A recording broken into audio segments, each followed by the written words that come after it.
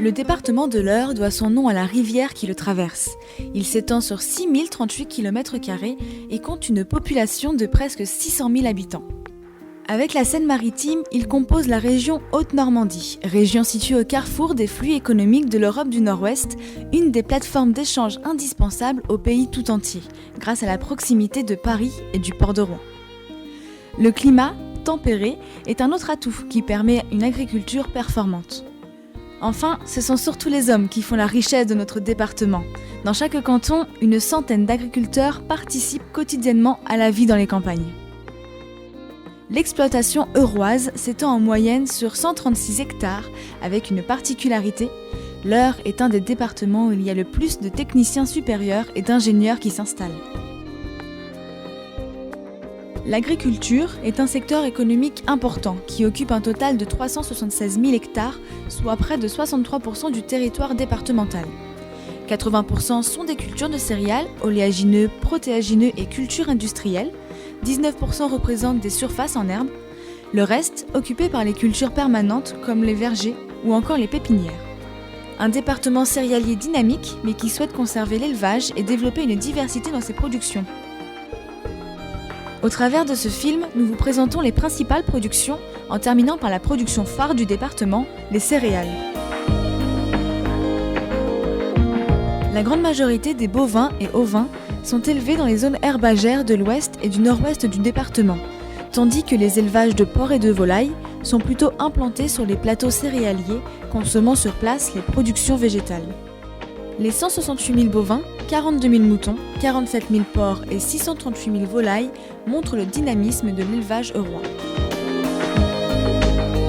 239 millions de litres de lait sont produits chaque année par les 560 élevages laitiers de l'Eure. Il est notamment destiné à la fabrication des fromages normands AOC, Camembert, Pont-l'Évêque ou encore Livaro. L'herbe participe à la beauté du paysage normand. Elle nécessite toute l'attention des éleveurs pour que sa qualité et son abondance soient au rendez-vous de la période de pâture. Elle est souvent complétée par d'autres productions fourragères, dont la luzerne, avec notamment la coopérative de déshydratation de Saucé-la-Campagne. Dans nos champs pousse le sucre. Il est extrait de la racine des betteraves, produite sur le plateau du Neubourg et du Vexin. Alors la filière dans le département de l'Eure, c'est 777 planteurs de betteraves qui sont essentiellement dans la moitié nord du département. Cette filière, c'est bien sûr un fabricant de sucre, le groupe Saint-Louis Sucre, qui est le dernier gros privé de France. 80% des planteurs en France sont maintenant en coopérative et les 20% restants sont presque tous essentiellement chez Saint-Louis Sucre.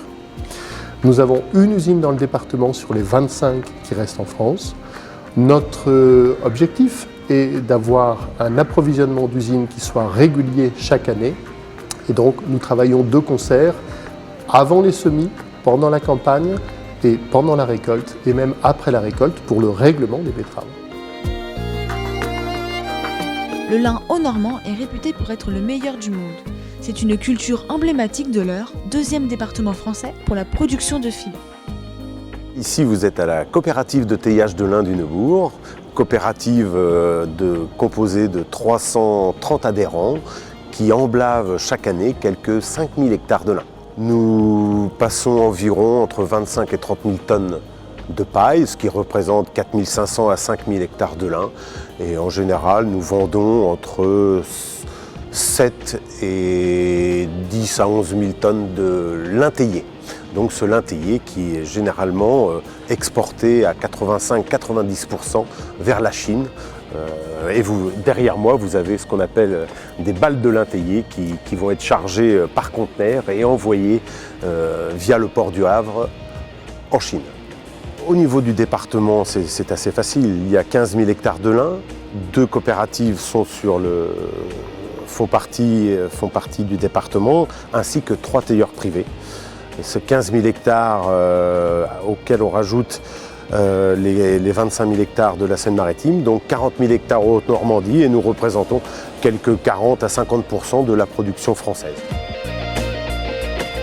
La filière de production de chanvre, matérialisée dans l'Eure par la création du groupement de producteurs de chanvre, s'organise pour prendre un nouveau souffle autour du pôle d'excellence rurale. Nous avons investi dans une chaîne de défibrage qui vient de Suède. Et il se trouve que cette chaîne qui était destinée à travailler nos étoupes travaille aussi très bien le chanvre. Des chanvriers du secteur de l'Eure qui sont réunis au sein d'une association cherchent aussi une entreprise pour travailler leurs produits. Les débouchés du chanvre, ils sont pluriels. Je dirais qu'aujourd'hui, il y a beaucoup l'isolation, mais ce que nous aimerions bien attaquer, c'est des marchés à plus haute valeur ajoutée, viser un petit peu plus de technologie, mais qui passent probablement par des fibres beaucoup plus courtes, avec une grande régularité, et pourquoi pas un mélange avec les étoupes de lin, et fournir un matériau mixte. Ainsi, le territoire est doté des moyens de produire des fibres techniques, transformer les graines de lin, chanvre et tournesol en huile par pression à froid et polymériser les huiles. Symbole de la Normandie, les pommes tiennent une place particulière dans la tradition normande. Il y a plus de 1500 hectares de pommiers dans l'Eure.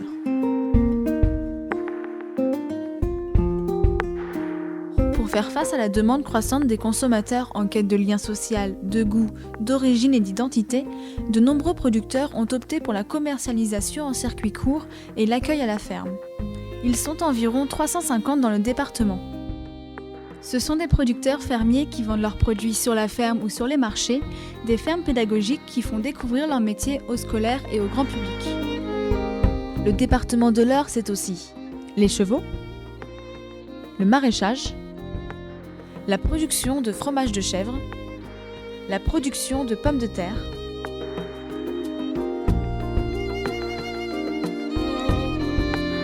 et surtout un fort département céréalier.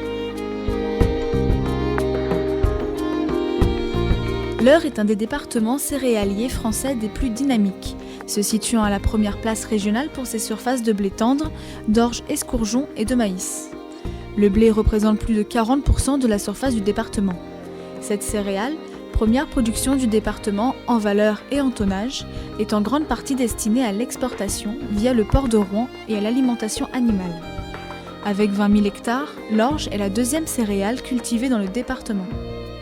Les 20 000 hectares de maïs grain et maïs fourrage sont quant à eux exclusivement destinés à l'alimentation animale.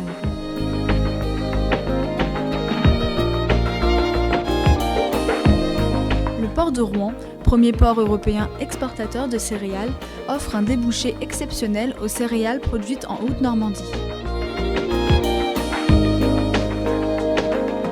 Chaque année, ce sont ainsi plus de 7,5 millions de tonnes de blé qui quittent le port de Rouen. Donc je suis président de la coopérative CVP, qui est une coopérative de céréalières, et qui se situe, je dirais, dans le périmètre de Rouen pour une grande partie de son secteur, et l'autre partie dans le périmètre de Limay, où nous avons un silo d'export très important. Donc on a donc deux axes d'expédition, et la collecte de céréales, bien sûr en majorité de blé. Le silo de Limay-Porcheville sur la Seine offre également un débouché de proximité pour l'orge de brasserie, avec un poste de chargement fluvial d'un débit de 600 tonnes par heure dans des conteneurs à destination de la Chine.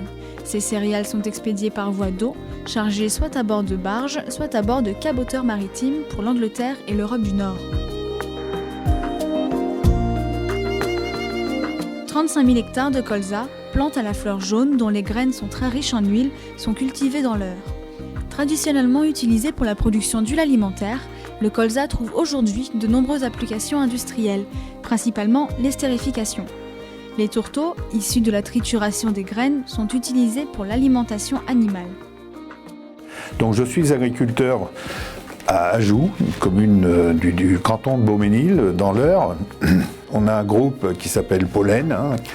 L'origine, c'est 4 coopératives dans les années 80 avec la Chambre d'agriculture de l'Eure qui avait réfléchi à diversifier ses productions et un peu comme ça, on est allé vers la production d'huile érucique. Donc aujourd'hui, nous sommes 3 coopératives, donc Apsen, Interface et Savepi. Et depuis, c'est tout récent, nous venons de transformer l'Union Pollen en SAS Pollen, puisque le groupe Sophie Protéol nous a rejoints au début de l'année pour prendre du capital et faire partie de la société. Le département de l'Eure fut par le passé grand producteur de pois protéagineux, mais le manque d'attrait de cette culture a contribué à la diminution des surfaces. Une substitution s'est opérée entre pois et féveroles pour totaliser 7200 hectares.